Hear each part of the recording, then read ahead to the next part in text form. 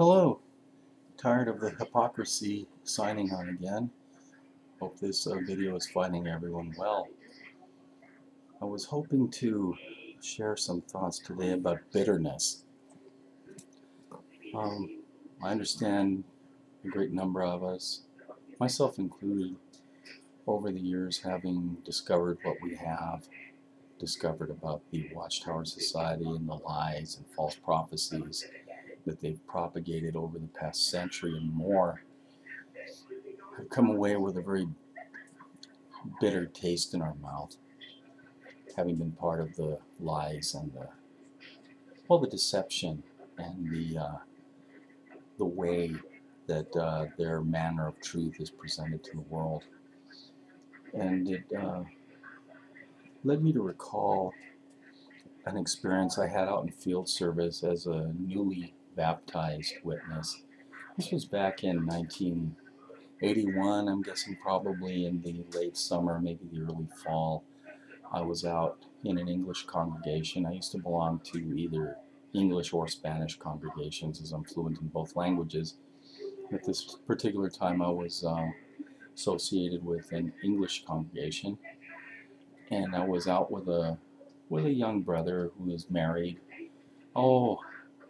I guess I was about 19 years old, and I think he was around 23 or 24. He was married to an older sister. I think she was closer to 30 than he was. And he seemed to be very theocratic, but I thought he was kind of a free thinker too. He was kind of a clown, and spoke of deep things and was rather philosophical. And so he kind of stood out in the crowd as far as the witnesses went. He wasn't a fuddy-duddy type, you know. And he and I became pretty good friends, especially out in field service and doing Bible study and preparing for our parts in the ministry school, things like that. And one morning we were out in field service in our last house. We came up to a pretty nice house and knocked on the door, and an elderly gentleman, he looked to be well into his 80s. He was getting close to 90, he looked like. He was pretty old. He came around the corner. He had been working on the yard, and he asked what we wanted, and we told him we were Jehovah's Witnesses, and we were out with a kingdom message, blah, blah, blah. And he said, "Jehovah's Witnesses, huh? Ah, that bunch of rats." And I was kind of shocked by that because, you know, I'd had doors slammed on my face and had heard, you know, "Get the hell off my doorstep," that kind of thing, but I've never been directly associated with a bunch of rats. And I asked him, I said, "Well, why do you say that?" He said, "You know, we've been out just sharing a Bible message. You know, there's nothing ratty about that." And he said that he had been associated with them before they were the witnesses. He asked if I knew that they used to be the Russellites and then Bible students and then finally Jehovah's Witnesses. And I didn't know anything about Russellites. I had heard the term Bible students though. And he said that he was very angry and very bitter. And he said that he wasn't interested in hearing their new lies. He had heard plenty of their old lies, and for us to get the hell off his property immediately. And we said okay, and we thanked him for his time, and he said, "Don't thank me for anything, just get the F out of here." So we kind of scurried along, and we were heading back to the car.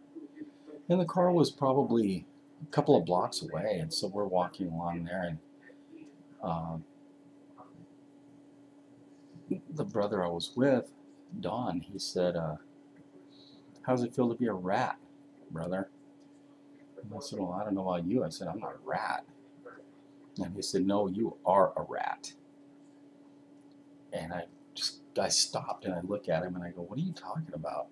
I'm not any kind of a rat." And he goes, "Anytime somebody uses a disparaging comment about the brothers, you wear that like a badge of honor, rat." You know what I should have told him? I should have told him, "Squeak! Like, call me a rat and I'll squeak at you." And I was kind of appalled that he would just take an ugly term like that and apply it to us like that, when the man obviously was speaking out of bitterness. And now I can tell, even at that young age, when somebody is being sincere and when they're trying to just be insulting. And there was something in what the man said that had a little ring of truth. And now all these years later, I can see where the guy was absolutely right. Was his approach the best way to win souls? I don't think so, because he pretty much just ran us off. He didn't really give us very many specifics. He doesn't approach us in a Christ-like manner. He was just very angry and very bitter.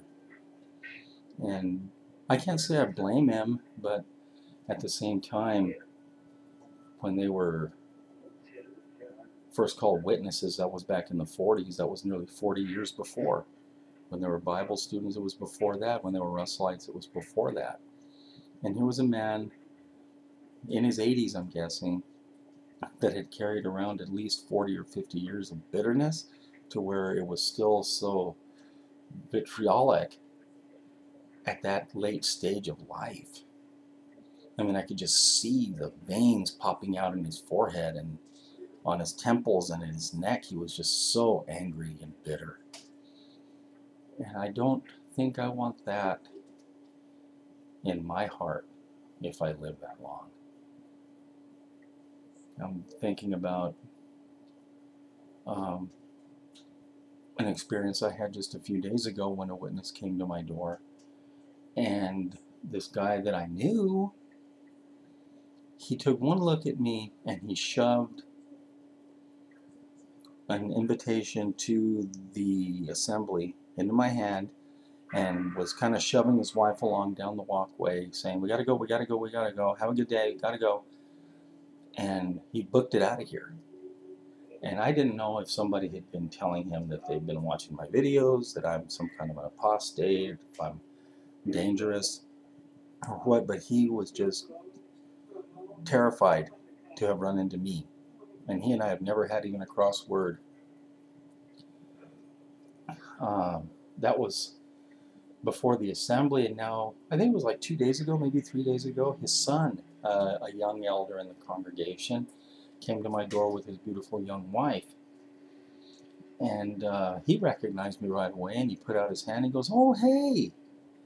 He goes, "I knew you lived around here." He goes, "I didn't know which place it was." So when I go, "Oh, it's good to see you," I said, "I can't see you very well because my vision's going, but tell me your name." And when he told me his name, I recognized the voice, and I put everything together. And I asked him how he was doing. It was a nice visit. He shared a scripture with me from Jeremiah, and I agreed with him. I didn't want to, as I have been bitter in the past, and I have chased witnesses from my doorstep. This time around, I'm thinking, let's try and save some souls. Let's not terrify these people, because they're not going to find the truth at every doorstep they go to. Those of us that have Christ have an obligation, I think, to share what we learn. But we have to do it in a way like Paul said, make our words palatable, season them with salt, use tact.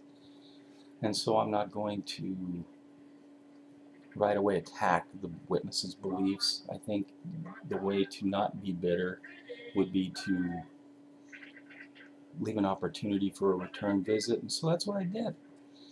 We talked a little bit. He asked if I read the Bible. I said, absolutely. I spend time in the Word every day. I love to read the Bible, I told him. And he asked about meeting attendance. He asked about how my wife is doing. And I told him, look, I said, my wife is bedridden. I said, as you can see, my condition, I'm nearly blind. I've lost a foot to diabetes. I'm not able to get around like I used to. I'm mainly here taking care of my wife.